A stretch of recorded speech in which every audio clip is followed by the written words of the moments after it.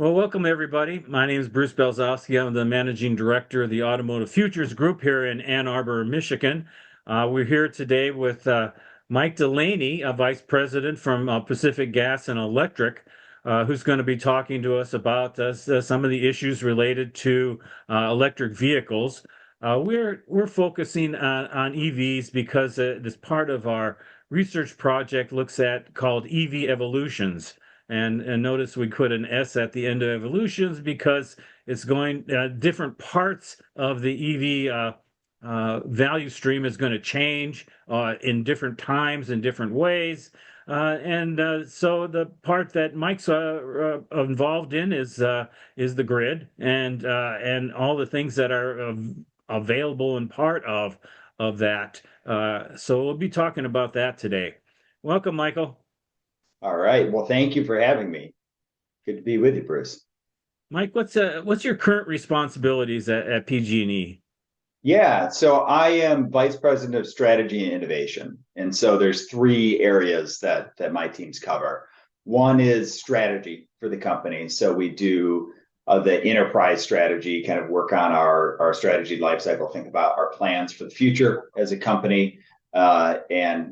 Those are always evolving in the energy system. And so we think about how we can serve our customers and continue to meet their growing and changing needs. The second piece is innovation. And so California has made the decision, and one of the places where we invest in research and development in the utility sector. And so the utilities have the great fortune of receiving some dollars from our customers to go do innovation. So our teams focus on finding ways to catalyze and scale innovation that will really ultimately roll back and benefit our customers.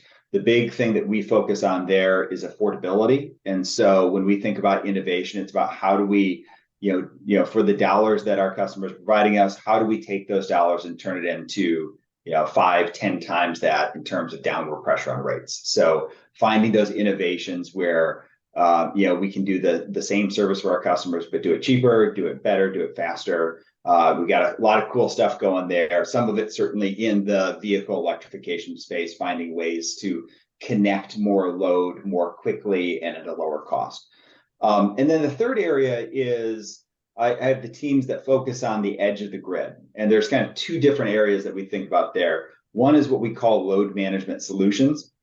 And so this is a series of programs that we have are what we would call demand response. So getting flexibility from load to both be an emergency resource, but then also to kind of shift load from time to time to make the grid more resilient and to have it be lower cost for customers, as well as our battery programs, our distributed generation programs, kind of things at the edge of the grid where we're looking to interact with devices and customers to make for a better, lower cost grid.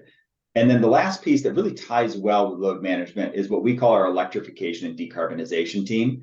And these are the folks that focus on our building electrification, our efficiency program, so energy efficiency.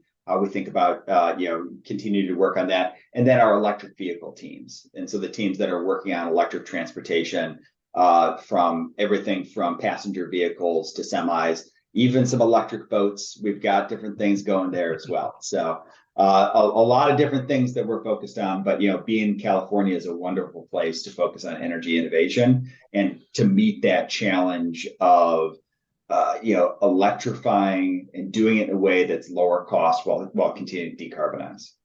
Now, PG&E does not cover all of California. What is your Yep. service area?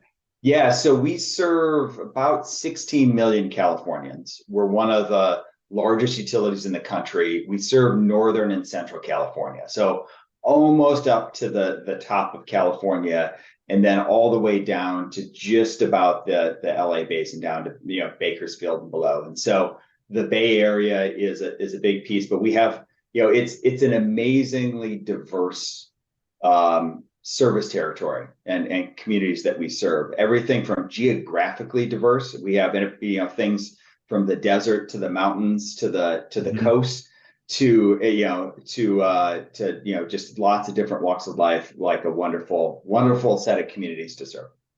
Now we one of the things that we've learned while we've been studying EVs and the charging of EVs and the grid that comes along with that was the large number of individual groups throughout the country, companies, energy companies throughout the country that are pretty much independent.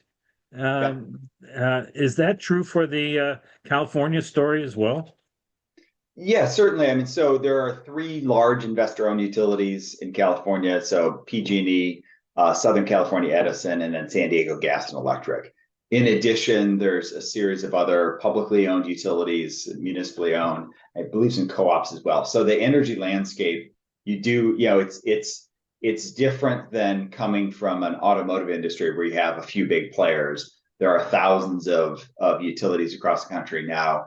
One of the benefits that we have, PG&E, is the scale that we have. We can be at the leading edge of technology with our auto industry partners, and help provide access to and work together on kind of partner with our customers that are a pretty big group of Americans, but then also one of the largest groups of customers that has actually adopted electric vehicles in the country.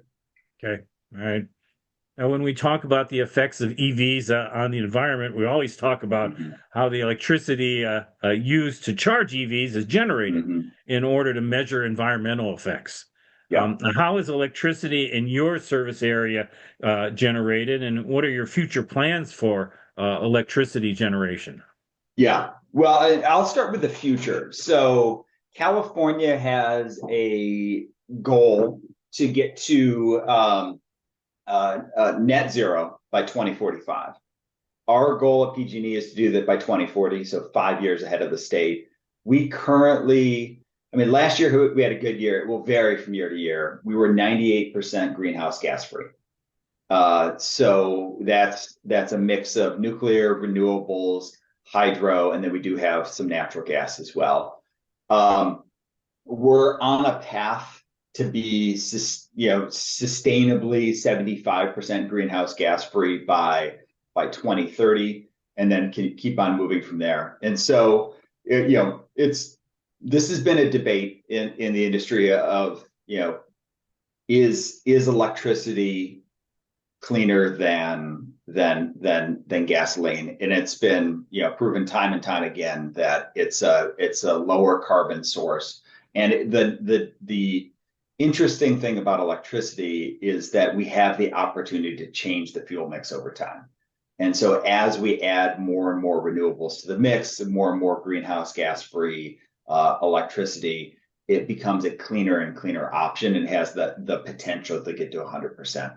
So, PG&E, our customers have the benefit of getting very decarbonized electricity already, and we will continue to work from there to make it fully carbon free in the future. Now, we just talked a little bit about as you said, thousands of different Yeah. companies that are doing this throughout the country. And you've had some experience working with other companies. Yeah. I think you worked with some here in Michigan and earlier in your career, and Yeah. so you kind of you have an understanding about how different groups are Yeah. attacking these issues. And one of the things we study the Mm-hmm. Chinese industry, and our understanding is that Chinese just have one program for the whole country, and it's run by the central government, right? And Yeah. they might have a few individual companies, but everything's run by a central government. And here it's very different, right? How do you see that playing out in the long run from with the way that different companies throughout the country Yeah. are trying to make these adjustments? Yeah. Well, and you mentioned, so yeah, as you noted, I spent 10 years at DTE Energy and another 7 at Consumers Energy in Michigan. So familiar with the utility industry and different strategies that different utilities have taken. Like overall, the direction of travel for the industry is decarbonization. and there's different paces, different jurisdictions, and some of this comes back to, in the United States, the electric utility industry is focused and regulated often by at the state level.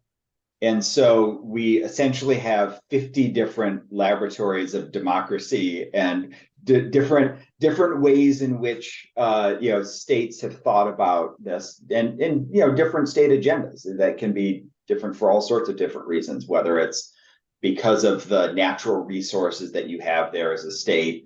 If you're in the Pacific Northwest, you have the blessing of a lot of hydropower, or in the New England area, it's going to be an area that's constrained on the natural gas system. They struggle to get more pipelines built to provide more natural gas there. So you have different dynamics that show up all across the country.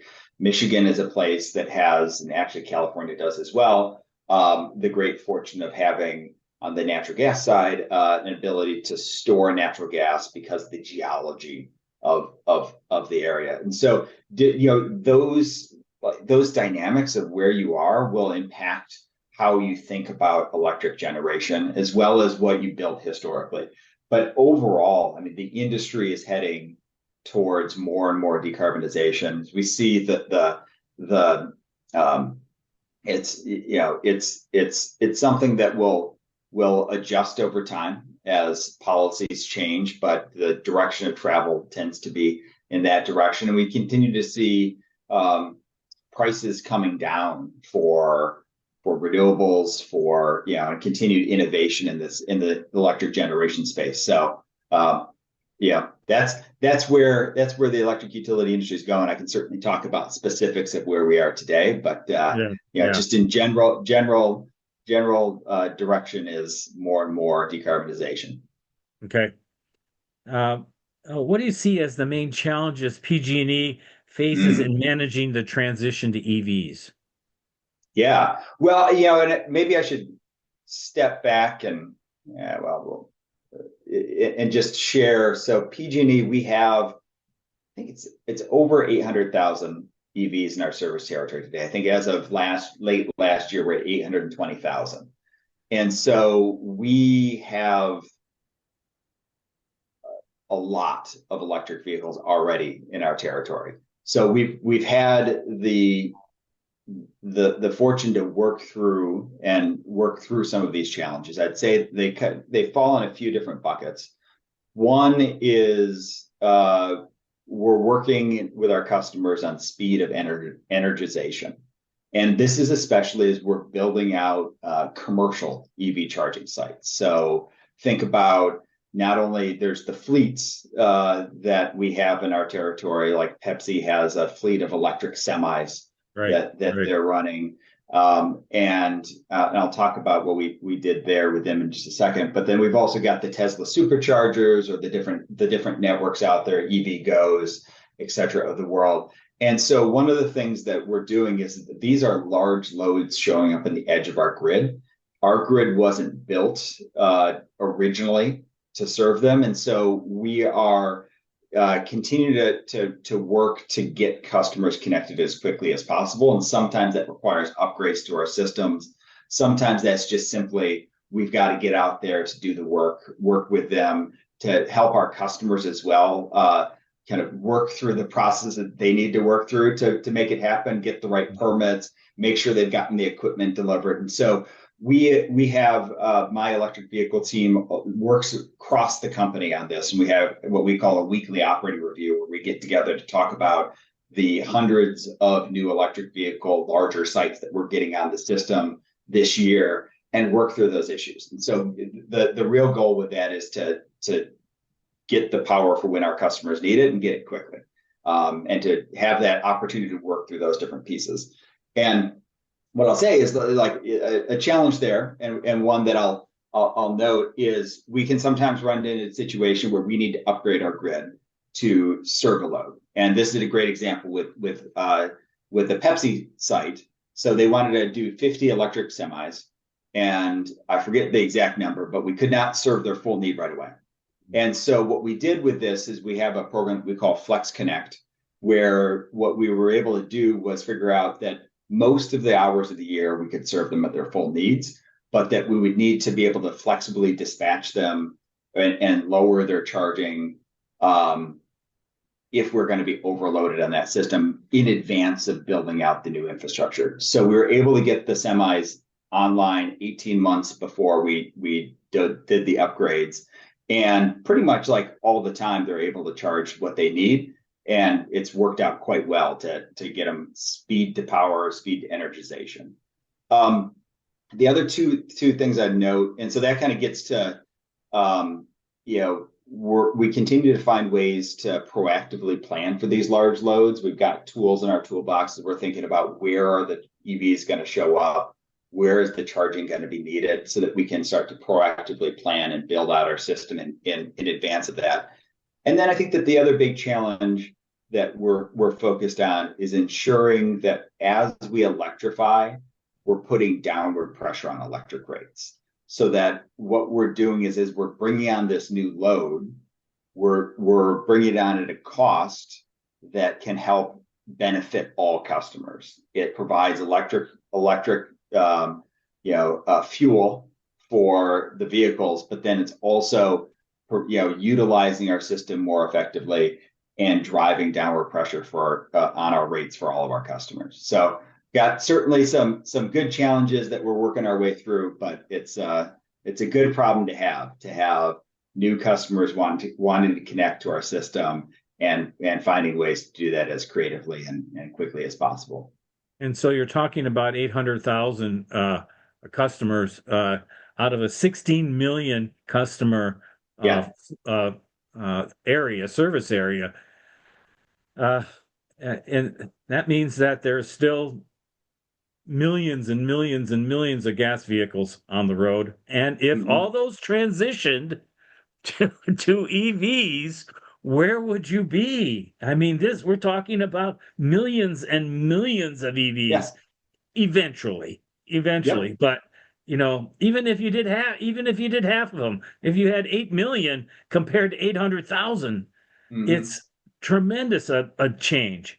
How, how Yeah. do how do you, and you're in the middle of this, how do you planning for that? Yeah, well, we are, and I think that we're excited about that change. Yeah. I think at this point we've shown that it can happen. That Uh-huh. when you come out to California, you can see you just go around. There's charging stations around. It's easy to charge both at home when you need to do that, but then also on the road. There's still network. We're still building out more and more of the network, but there are parts of our service territory, especially in like the Silicon Valley area, where more than 50, like it was around 50% of new car sales are EVs. So we're Mhm. seeing significant penetrations of electric vehicles in different spots. We have a goal of 3 million electric vehicles by 2030. Mhm. And so that's what we're working towards.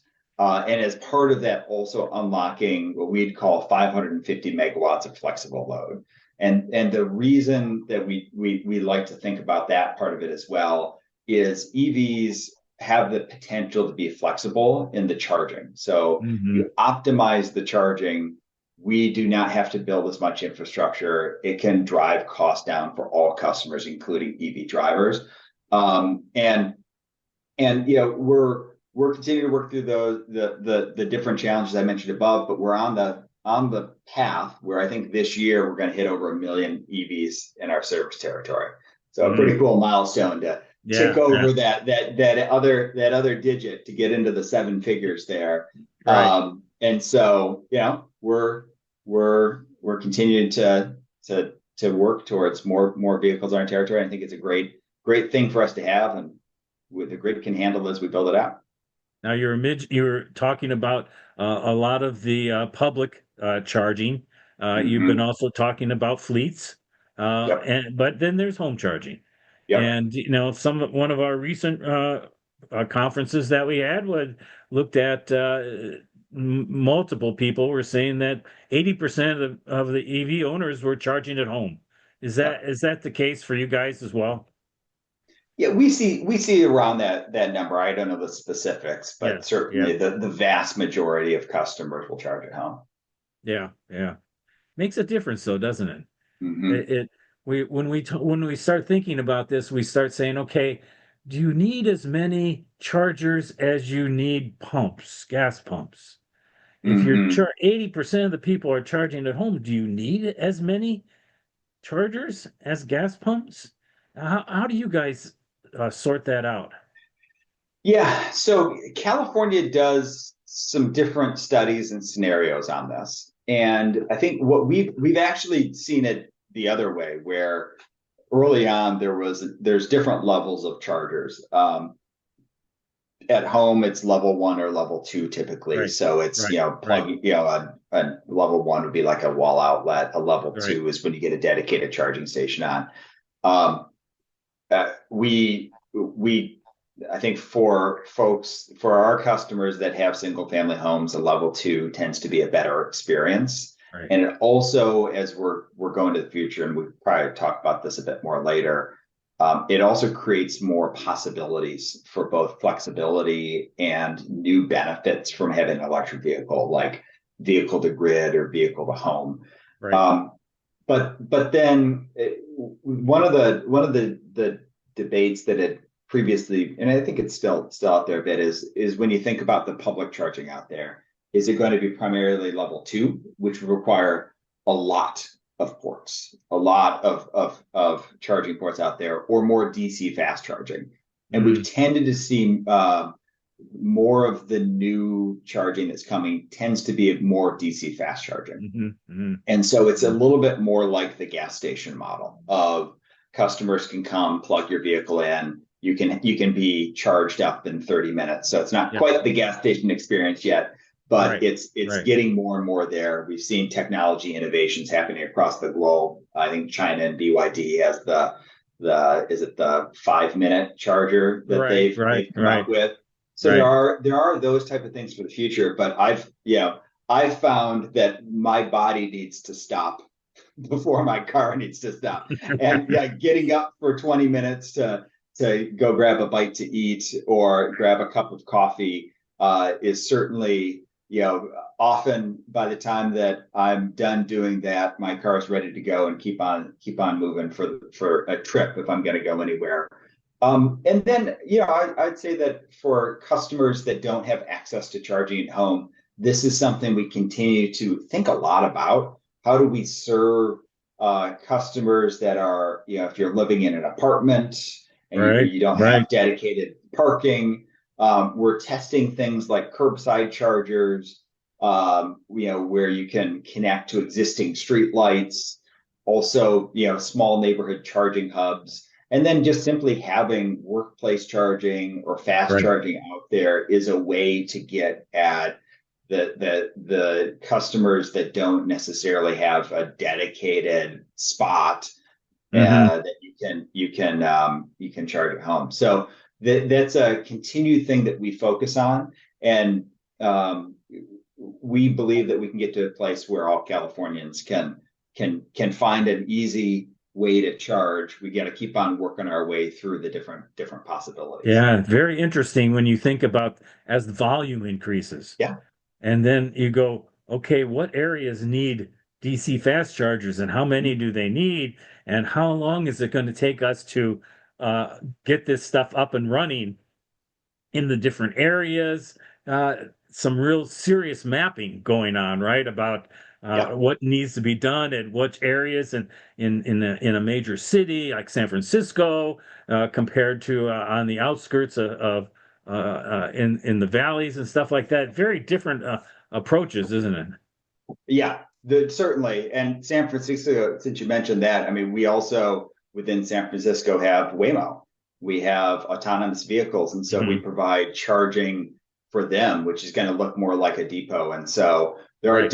different ways to work through that. Um, yeah, it's certainly something where what we're doing really is designing for our communities and our hometowns. Yeah. Yeah.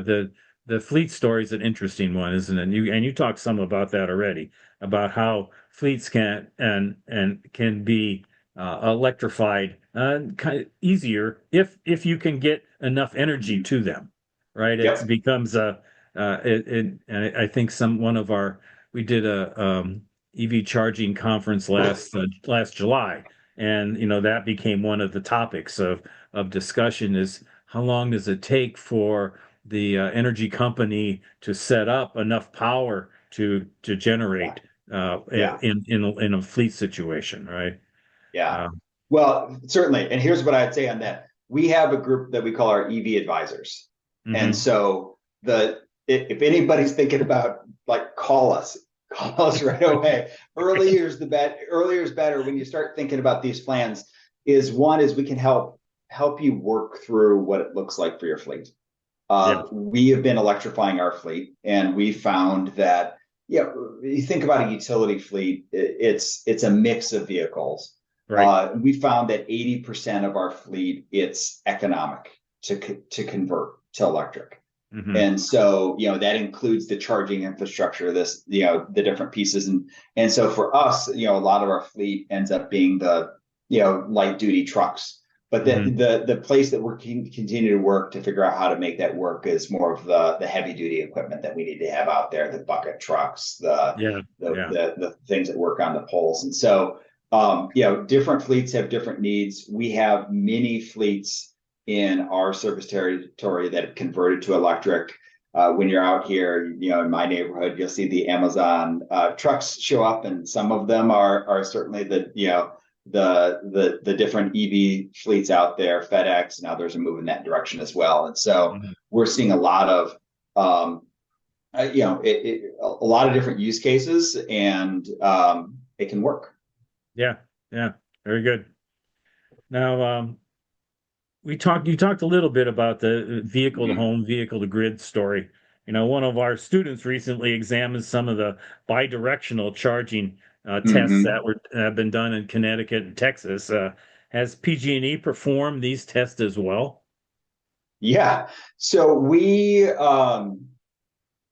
launched the country's first what we call V2X pilot. So V2X kind of meaning anything. So vehicle to home, vehicle to Yeah, grid. There's different possibilities of when you're sending bidirectional power back. yeah. And we've tried homes, fleets, microgrids, lots of different possibilities there.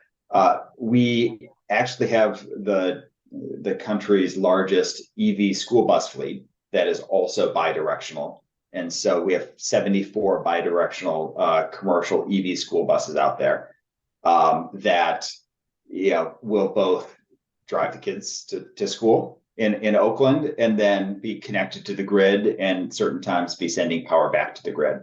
And Yeah. so we've done that. We've also got about 500 different what we call as residential vehicle V2X installations out there. And so we have customers trying this. We're figuring it out still. Hmm. There are technology innovations that continue to happen in the space. The one that I'm most excited about is AC V2G, where essentially instead of having provide AC power directly back from the vehicle, and so there are vehicles out there now that have that, and notably what the Tesla Cybertruck does. I believe the latest Rivian does as well, the R2. And the cool part about that is it just makes it easier to do bidirectional.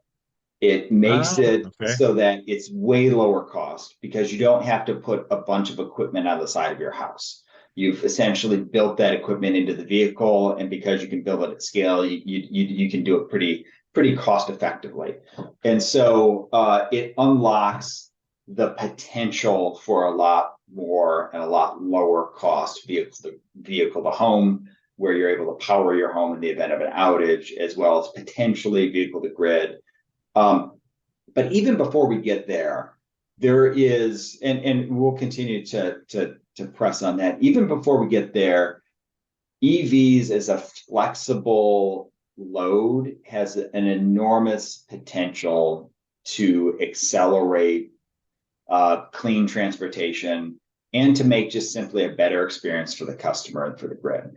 We already do versions of this where it's uh, the simplest version is time of use pricing, where we have our different time of use rates, and we generally would like the vehicles to charge for us here in California either during the middle of the day when we're producing a lot of solar generation, or after like 9 or midnight. And so Mhm. once the kind of air conditioning load has tailed off, and we've got rates that can help do that. We also have a managed charging program. And the cool part about that, and I think one thing that we've been working pretty hard on, is finding ways to use managed charging to provide like just an incredible cost savings benefit to both customers and then also ultimately to the grid as well. The example I'll give on this is about half of our customers have a 100 amp service panel in your house. So the panel, the breaker panel that comes into your house, about half of our customers have that. And what we've Which is not a very noticed, big, which is not a no, very not super powerful, big. not a very Yeah, powerful panel. not super big, but uh, often what will happen is you feel like, hey, I want to get an EV charger, or I want to put a heat pump in, or I want to do this or that. Your electrician will say, well, you have to upgrade your panel Right. Right. because you're out of capacity. Yeah. Um, and that becomes a $5,000-$10,000 project.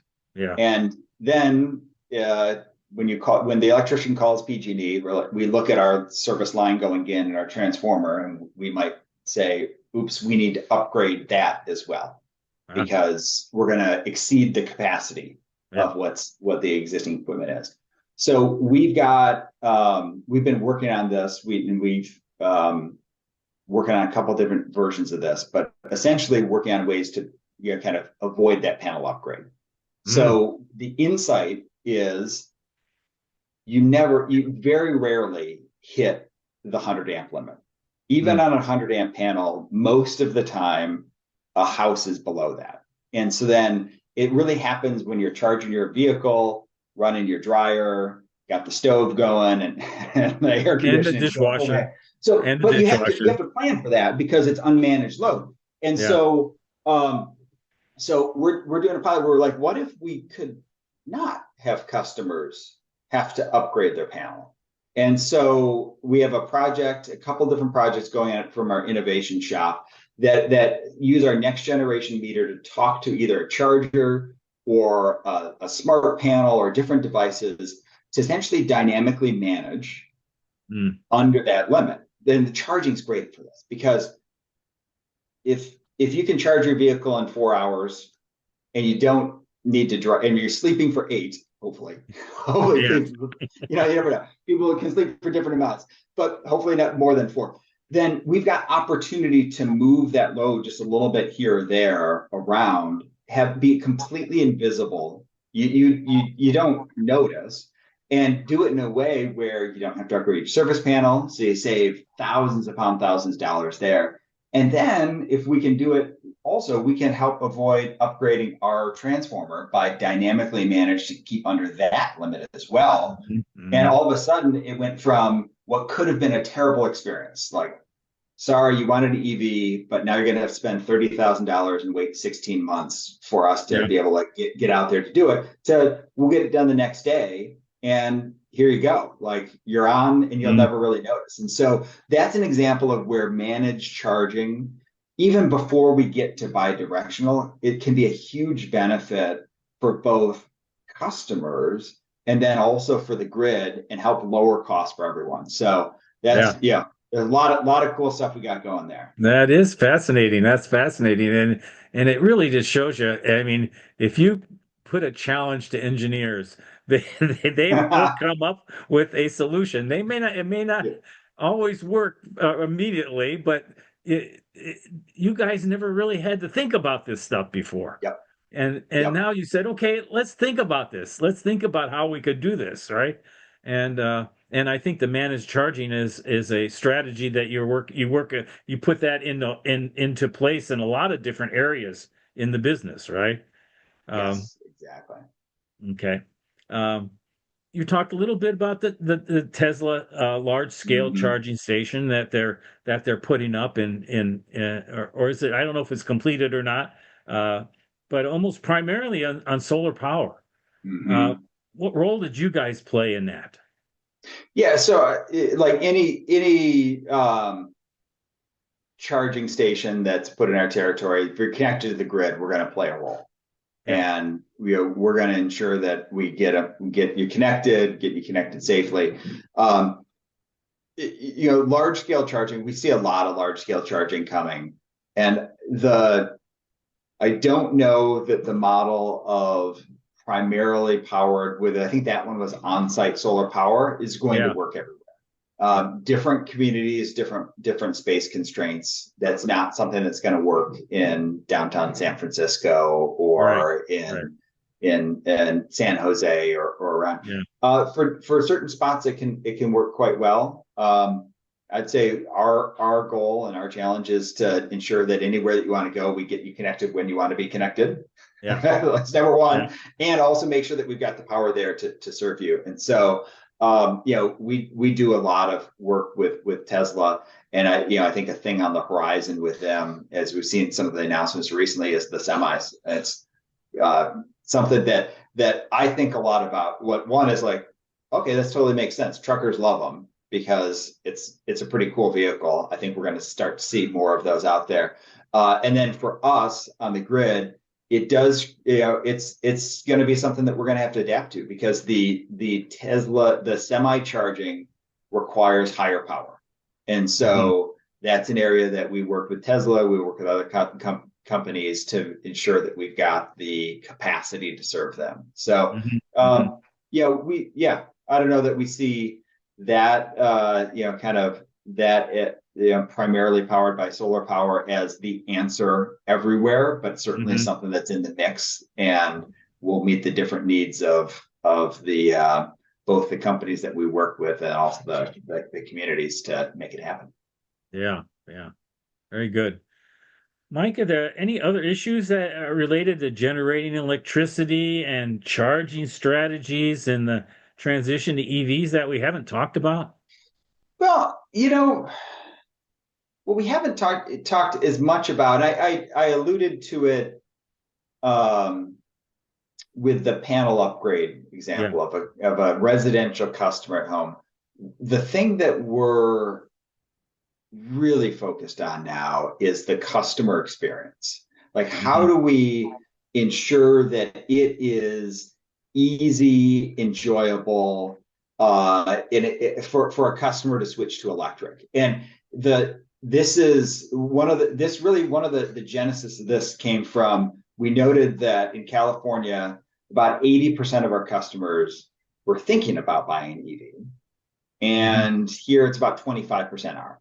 So I think a quarter of new car sales, and I forget the exact numbers, have been EVs. That means that one is awesome, like a quarter of our customers doing that. But then second is like, isn't that interesting that Hmm, so many customers are dropping out? There's something hmm. along the way. And some of this comes to when it's new, when it's something I haven't done before, you perceive it Hmm. as risky. It's Yeah. this like, I don't know how this is going to work. And For so for a very expensive sure, it's a, purchase.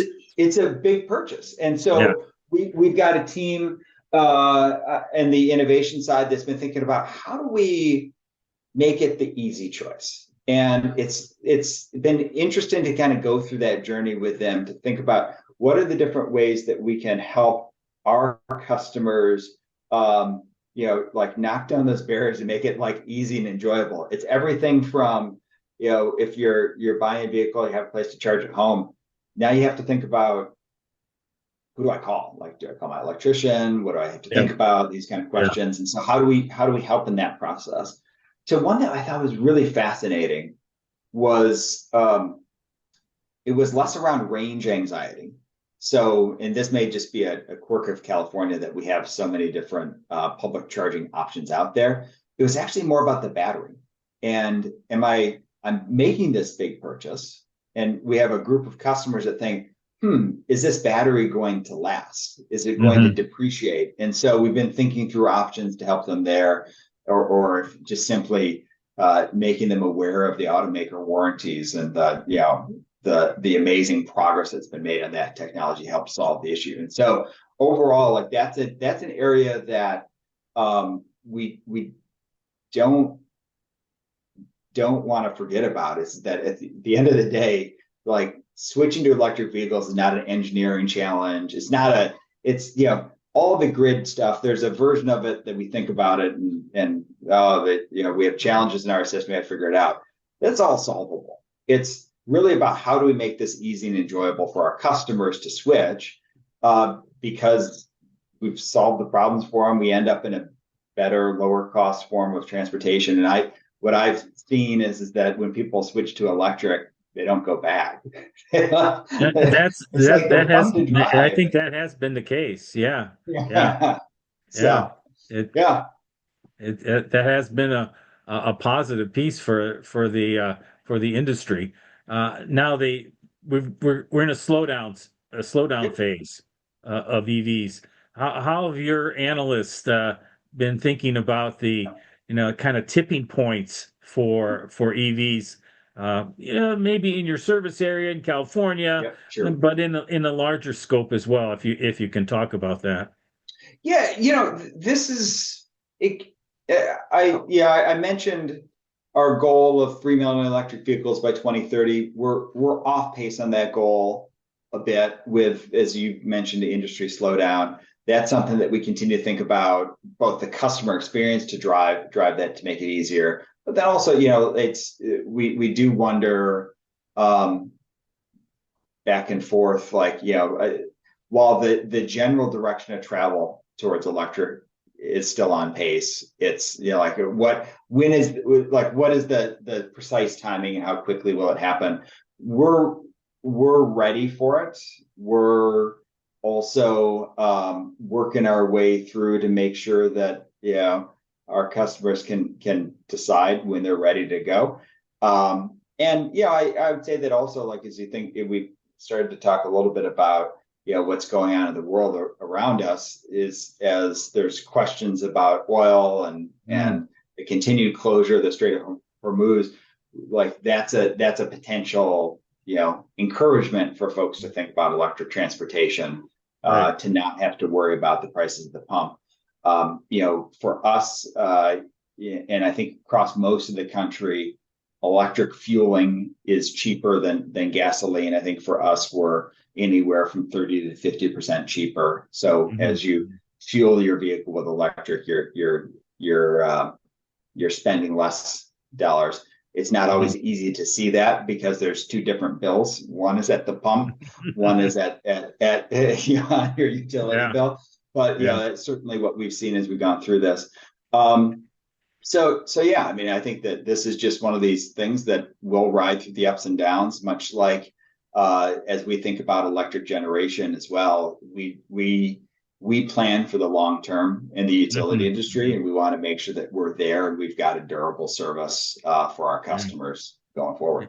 Yeah, I'm really glad that you guys are doing all that R&D on the consumer experience because it will be invaluable for helping people make the transition. It and actually a slowdown gives you more chance to actually catch up if you feel like you need to catch up, right? And Yes, it can do that.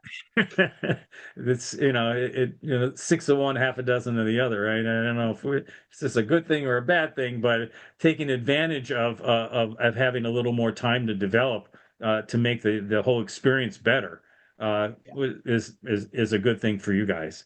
for Um, sure. Very good. Michael, I think that's all I got for you today. I want to thank you for taking the time and really appreciate it. Gave us some good insights about what PG&E is doing and with this, especially within the California experience. It's not it's one could argue it's pretty unique, but it's still it really tells you how much work is being done in this area. Yeah, Um, yeah, so I think that again, thank you for your time and I really appreciate it. great. It was wonderful talking to you today, Bruce. Take care. Thanks so much.